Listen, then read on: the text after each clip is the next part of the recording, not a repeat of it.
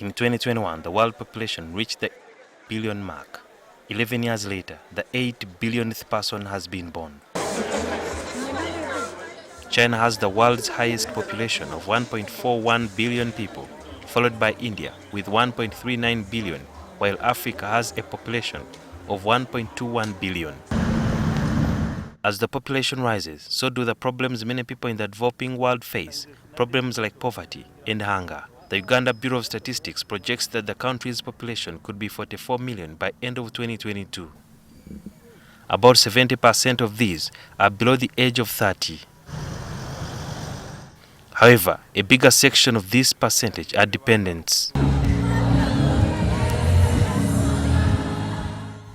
Each year, universities and institutions of higher learning churn out hundreds of students who hit the streets in search of jobs. They join many others who dropped out of school and are doing nothing. Nasa Mpima stopped in Senior 3 when his parents failed to raise his school fees. Although he and his friends are unemployed now, Mpima says he was a street vendor before Kampala Capital City Authority removed them.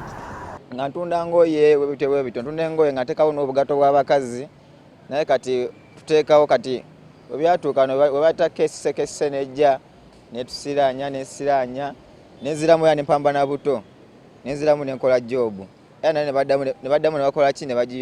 a vendetta clan. Some say they have talent but lack government support. Obuzibu bw'ensanga nganze vendetta Gaza. Tubeera ku street nga tulinako abalenzi abamu abalina ebitone, aba street aba ghetto youth abamu abalina ebitone nga abayimbi ne ba boxing. Naye obuzibu bwe tufuna lwansonga nti tetubeera na bantu balinawo akanene ke balinawo akujja tukwatirako tuwa katono tebasobola tulwanirirako nga ffe abatalinawo.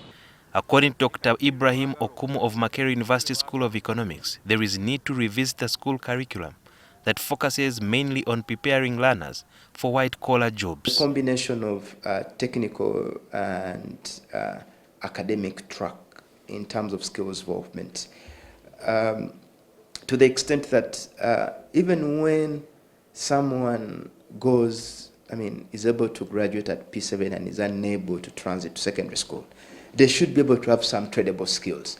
For school dropouts like Mpima, Dr. Okumu wants government to have programs that cater for them. To give them some skill sets to the extent that they can be in position to participate in the labor market. They are going to be a drag on the few that are working in the sense of being dependents. And although there are fewer white-collar jobs than there are graduates, Dr. Okumu argues that many of them do not know how to prepare their resumes. It is therefore important that as we invest in building technical skills of the students, we should equally invest as universities, as technical institutions, in how the students can market themselves. Experts are saying that it is high time that government put aside resources in skilling the learners at primary, secondary and tertiary level, so that when these youths finish school, even if they drop out, they have the skills that they can use in order for them to earn a living, and they become a dividend to the government instead of government shouldering the burden of taking care of them. Sudhir Yaruhanga, NTV, Kampala.